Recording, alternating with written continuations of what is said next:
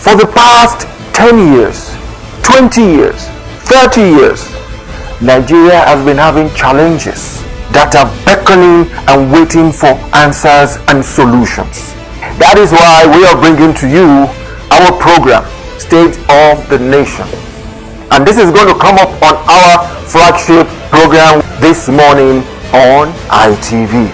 I am hereby inviting you to join me, Bola Bakare, your host, on State of the Nation, so that we can hasten the motions that brings national development. It's going to be a regular basis on Tuesdays. Make it a date with me. I'll be there waiting for you, and then we shall discuss Nigeria on an holistic level.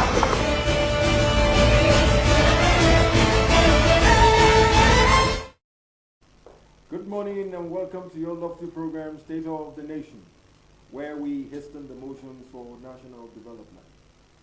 And as we normally say, when it comes to national development, we are all in this together.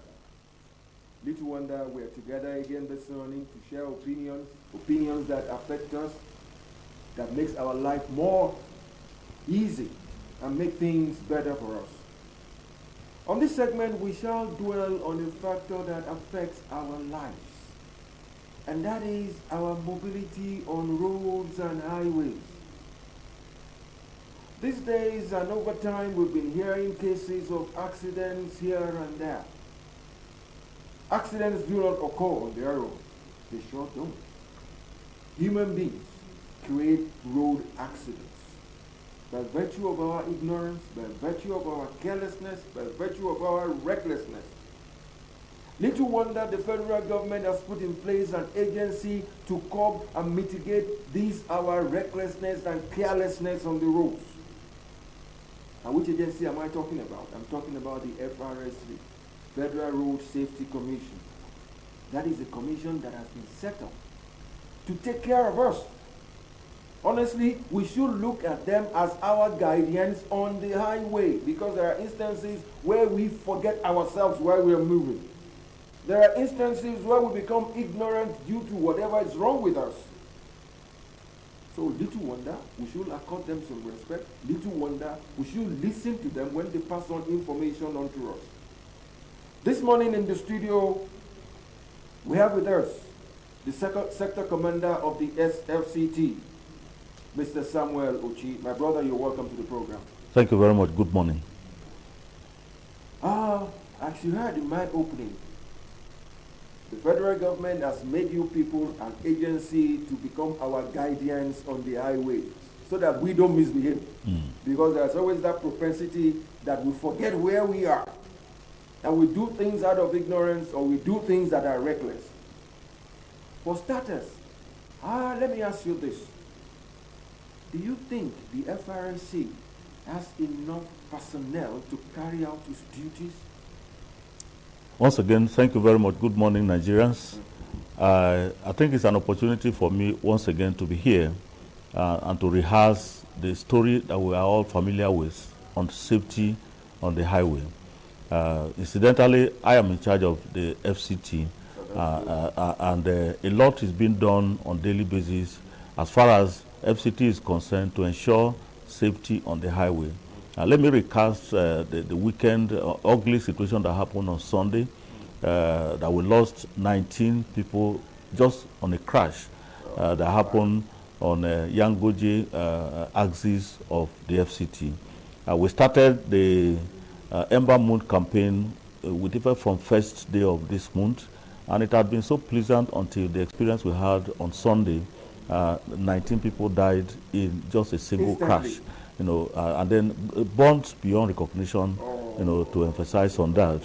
Now, we're asking whether we have enough personnel. Of course, in the FCT, I can boast of 2,817 men that are in all the nook and crannies of the FCT that we're using. I have precisely 14 unit commands. I have 8 outposts. I have 16 zebra location. When I say zebra location, I'm referring to the ambulance points that I have within the FCT.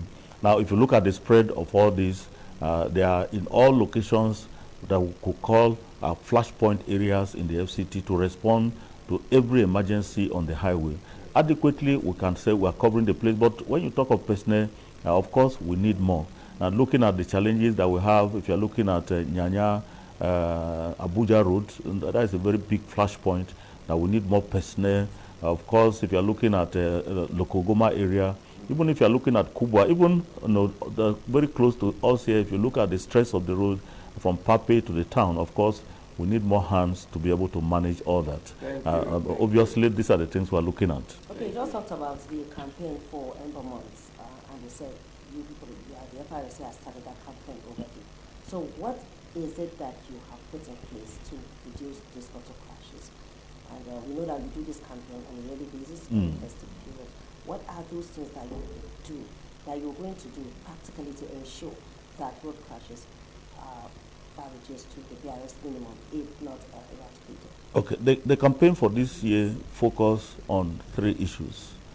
Number 1, overspeeding. Overspeeding has been responsible for over 75% of crashes on the highway. If you look at the FCT particularly, overspeeding has been an experience because probably we have good roads, and then people believe that once I have the opportunity, I can run the 200 kilometers per hour and all that. So we have a challenge on overspeeding. Not only that, we have a problem on overloading. Once you overload your vehicle, the ability to manage situations when emergencies occur become very difficult. So you see a situation where people are carrying 2 people in front, 3 people sometimes in front, and then emergency on the highway, it becomes difficult for the driver to manage the situation. So it is a problem that must be addressed during this Ember month. Not only that, we also have problem with unsafe tires. Unsafe tires. People believe that I don't need to buy good tires, let me just buy the one I can manage. And when it happens, management becomes a non-issue, a disaster. So these are the 3 focus that we're looking at in the campaign for this year. Overspeeding, overloading, and unsafe tires. Now, for us in the FCT, we have divided our segment of operation into 3. Number 1, we're looking at stakeholders' engagement. Just last week, I had an elaborate meeting with all union members in the FCT. Bringing every one of them. You are looking all union, all transport union ahead. So NURTW retained those boys that hang around. Everybody. In fact, they came, they made all the noise. And I'm not saying they are making noise, but then no, there is okay, noise. they needed to make noise so that we hear them and then all that. So we are engaging the transporters within the ministries.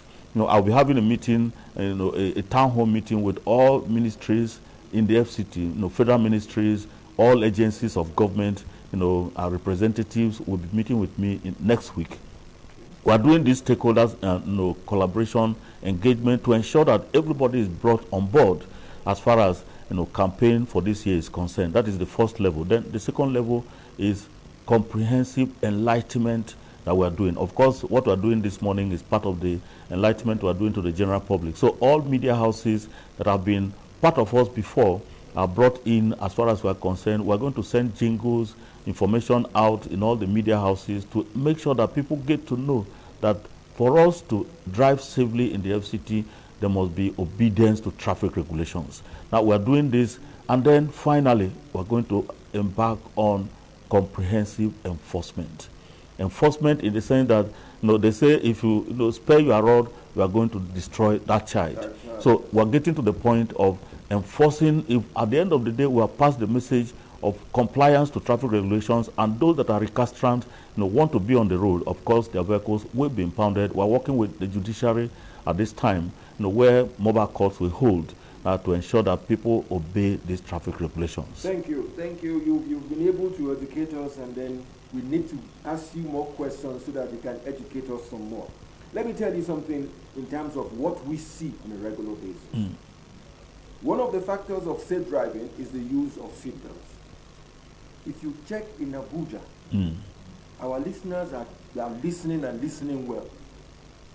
90% of commercial drivers don't put on their seatbelts.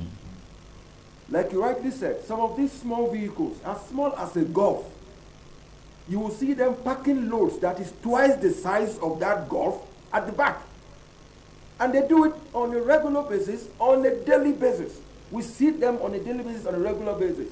You said one thing now, that you're going to come up with a lot of enforcement to make sure that these things doesn't happen. And you're going to educate them so you don't sound as if you are being harsh. But this thing is a regular thing. What are you doing about it? And to add to that question again, you talked about overloading. In fact, that is even my issue. They overload human beings, they overload goods. Yes. And the thing is that, yes, they overload human beings, and it's as if it has become an accepted thing in the FCT. Because sometimes you see a vehicle with 2 persons in front, and your men will be there, and the vehicle will pass. And not just one vehicle, they get past them.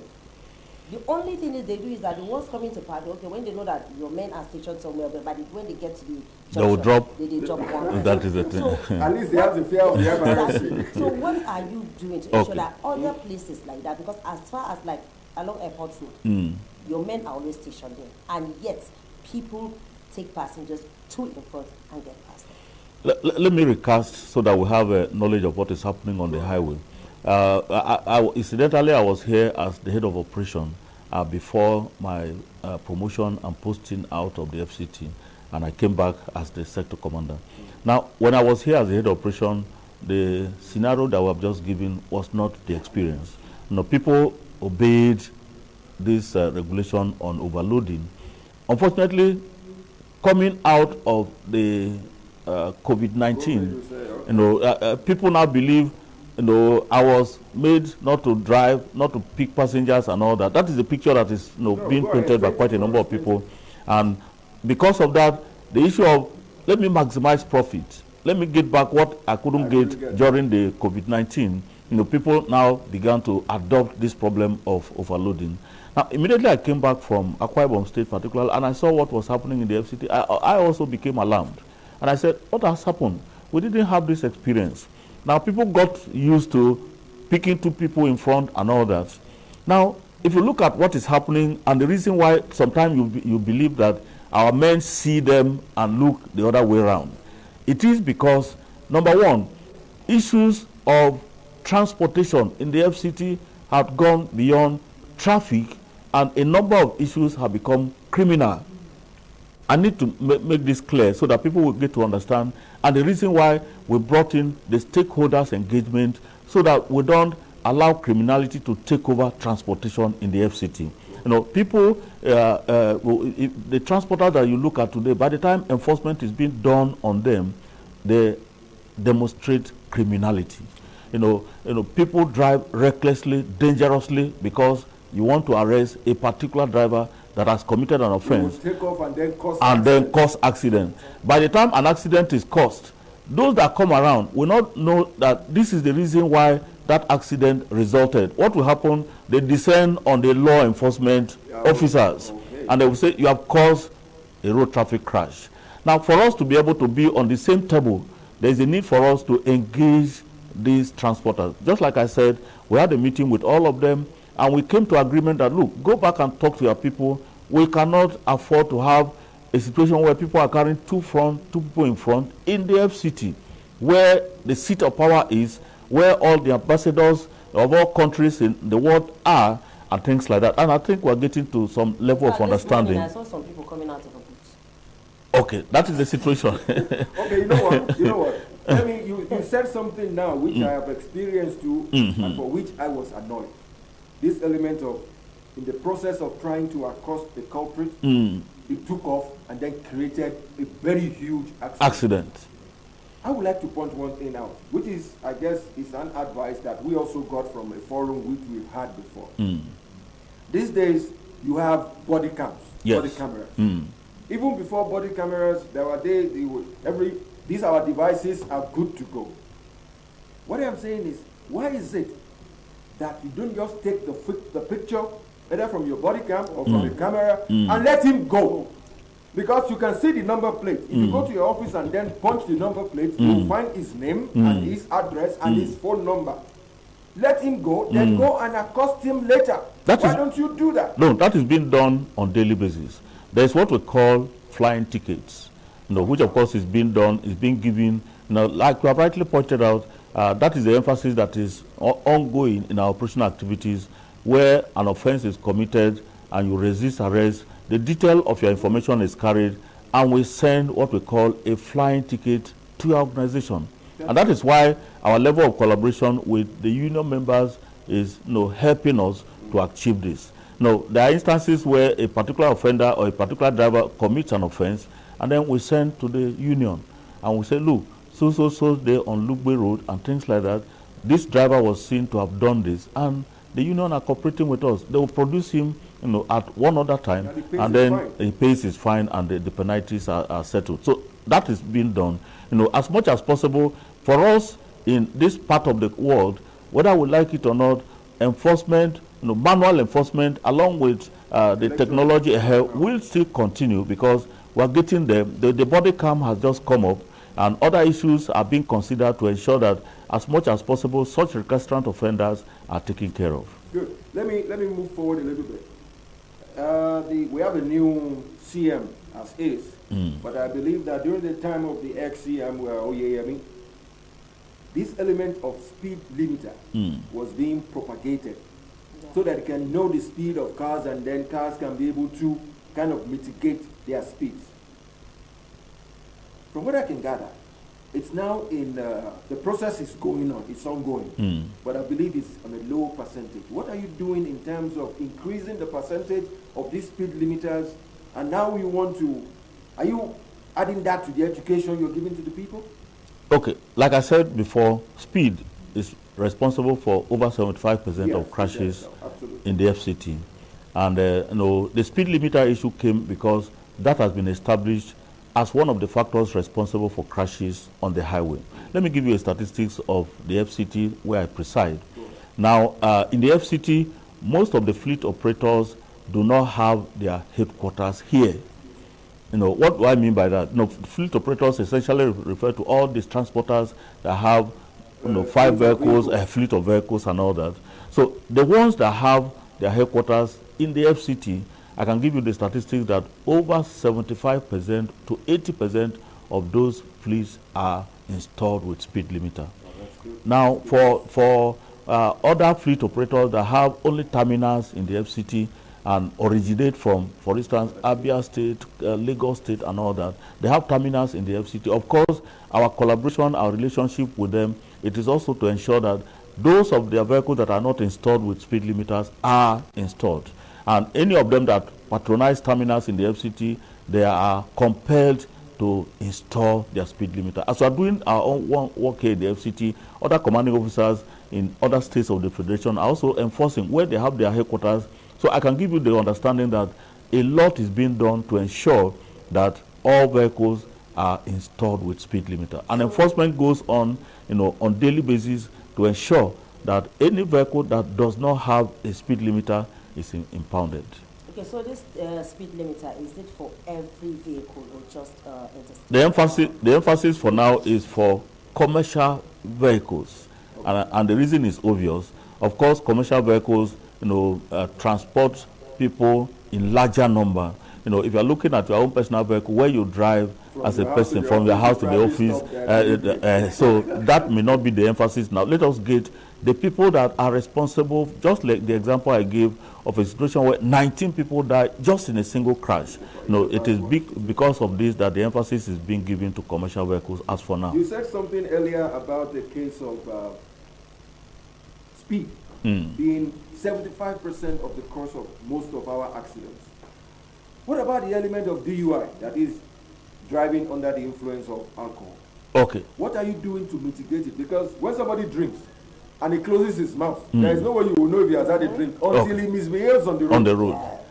How do you mitigate that before it takes off? Okay. Or when you are doing all this, your routine checks, how do you check that? Do you have breathalyzers, or how do you check a man that has had something to drink? Okay. And is it only alcohol? What about other substances? Substances, okay. Now, very heavy substances. For instance, here in the FCT, our statistics reveal something very interesting, or not interesting now, but very ugly. Yeah. That we notice that crashes that lead to death happen most of the time during the weekend. That statistics staggered for a very long time in the FCT, and we came up with something very recently, I think for 2 months now running, that we launched an operation in the FCT, Operation Flush. Operation Flush is targeted at use of breathalyzer every Friday, Saturday, Sunday in the FCT, because those are the 3 days for social, all these clubs, and then they come back. We lost quite a number of persons during the weekend, or people that after drinking, after taking substances over the night, and they try to drive back home early hours of the morning and things like that. So Operation Flush, number one, we randomly take samples of people that are on the highway by the use of the breathalyzer. And then we now arrest or impound your vehicle where we notice that you have some level of influence, and a number of them have been referred to other sister agencies like the NDLEA for further tests. We are doing that every weekend, Friday, Saturday, Sunday. Is still an ongoing operation. Operation Flush is on every weekend. Use the breathalyzer to test those that are into one substance or the other. Of course, you may ask us what has been the experience. And the experience has been very interesting, because initially when we started, we thought that people were going to resist. But to our surprise, people that were not even suspecting on their own, they used to stop and say, please, I want to test, to be tested. And then the test has gone a long way in reducing. By the time we compare statistics, over the weekend, drastically, we have had a drastic reduction in crashes that have been recorded over the weekend. What about sanctions for defaulters? Okay, if somebody is caught overloading, whether overloading goods or human beings, or like in the case of driving under the influence of for instance, if you are arrested, the law says you should be issued a ticket. A ticket is issued to you. For those that are under the influence of alcohol, if your vehicle is arrested for being on any influence, a ticket will be issued to you, but you cannot be allowed to drive that vehicle until you come to a level of sanity. That's good. That's a good one. So how do you check that? Do you monitor the person? Is it like a one-day thing for you to know that the person has come? Some. He is probably saying they are going to impound the vehicle. The vehicle is and like I said, some of them are referred to further medical examination. Some we hand them over to. Pay any fine, nothing. Oh no, you pay. You come back to pay your fine. There is another aspect. I guess I want to say this because we should say it. We are the ones that observe what goes on, and then we are the ones. It is our duty to say it so that the powers that be can learn from it. Because it's more like a policy thing that you cannot answer to. There are instances where motorists do not listen to road safety because they are not armed. They just drive past them. If you flag them down, they drive past you. There is nothing you can do. You can't stop me. But we in the media, we can afford to say to the powers that be, we did our surveys, and we believe it is high time the road safety is given the chance to carry out. Not because of what they do on the road. There are instances where they are on the highways, where we call bushes, no houses nearby, nothing nearby. And then maybe deadly people, dastardly people can pass them by and then harm them. The powers that be, please, it is a policy thing. It is beyond this man, the sector commander here seated. But it is not beyond us in the media to say to the powers that be that we are talking of insecurity on a daily basis. And these are the people, all of us, we see them in every corner, everywhere, all over Nigeria. They can add more to that, our security that we are looking for by arming them. This is beyond him. This is an observation from the media to the powers that be. On a note to you, my brother, there is that interface of agencies. If I want to say one thing now, at times you mentioned tire. Tire is part of the factor of a car being on roadworthy. When we talk about roadworthiness of the vehicle, that is where this element of interfacing comes in. Are you in a position to effect roadworthiness? Okay. The roadworthiness is an embodiment of being worthy to be on the road. Of course. It is something that everybody must be concerned about. And also the provision of the law allows, for the Federal Road Safety and of course other agencies that are responsible for transportation regulation to be part of. just like you have rightly pointed out, in the FCT, we enjoy a very robust relationship among agencies. As I'm talking to you at the moment, all of us are joining hands to work on the Nyanya Abuja road. If you go there now, the police, the road safety, the VIO, all of us are there together to stop the issue of one way that is, becoming an issue on that road. Now, if you come into the town, you also see a very clear and very comprehensive collaboration between the road safety, the VIO, the police, working on Okada and all that. So all of us joining hands, because of the enabling environment that the Minister of the FCT has provided in the FCT, all hands are being working together to ensure that issues of worthiness, roadworthiness, it is a joint collaboration, a joint responsibility of all agencies in the FCT. So the issue of a one-way, that is one question I've been meaning to ask. What do you do when you see your fellow esprit de corps? How would you call it? Because we've seen them. Okay. They do that agencies of government are the ones breaking the law. They break the law. They take one way, politicians do it, and your sister agencies do it, even some of your men. You see them, they'll just... So what do you do when you see a scenario like that? Okay, it becomes easier. Of course, arrests are being made. Okay, maybe I wish I can come with some clips of were sent to me from the operation yesterday, precisely on Nyanya Abuja Road, where fully, kitted uniformed men were apprehended by the task force that was on the road yesterday.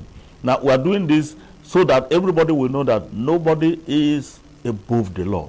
And interestingly, all of us are joining hands. Where you now see a policeman, joining hands with the road safety, joining hands with the VIO, and walking, and you are a policeman and you come in, of course, you know that you are already disarmed. You cannot come in and start, out of weight, because when they say esprit de corps. So all of us are involved. Where a road safety is passing a one way, and then he noticed that a road safety officer is also involved in the enforcement. Of course, we are disarmed. So that is the synergy that is helping us in the FCT. Those of them that are in order, of course, including the military, are part of the enforcement that we're talking about. So you cannot do that and get away with it in the FCT anymore. Good. We would like you to give your last word to our viewers out there. Our viewers that are drivers, professional drivers, because I like to clarify that the professional driver is supposed to know better than the other drivers that we call I go drive myself, the ones that do not know how to drive, that are non-professional. What is your last word to everybody accordingly? Oh, let me not forget to mention that we are in the rainy season.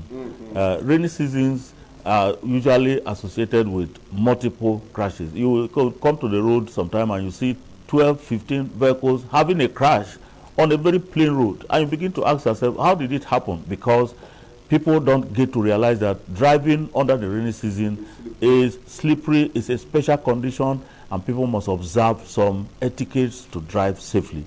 So please, let's go back to the drawing board. Let's drive safely during the rainy season.